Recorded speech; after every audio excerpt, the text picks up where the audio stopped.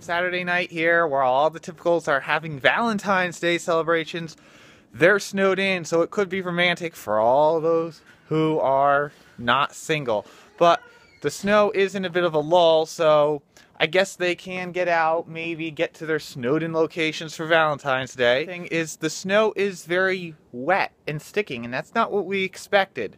But this first wave put down about an inch or so of after blizzard faith. We're outside, and while we did not get hardly any snow, other than what you saw in the last update, and if you haven't seen the last update, you can look right here and go to that. But what we haven't seen too much, maybe just some light snow, but I've already shoveled last night during that lull, and I don't really need to shovel much at all. But the cold and the wind, that is the story. And it's about 14 degrees right now. And the wind, we had a gust to 34 miles per hour as the storm winds up off the coast of New England. And we had a high wind warning, but that was downgraded to a wind advisory. So we're getting better, but we have seen a few blowing snow drifts, and we'll try to...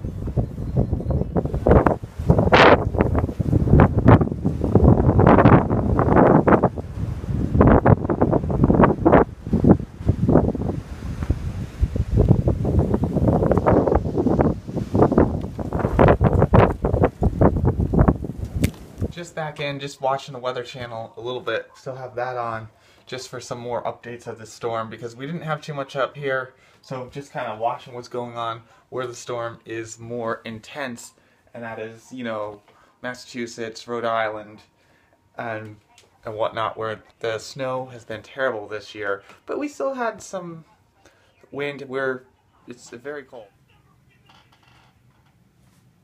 This developed farther to the east, and this spared us the worst, so that is some good news.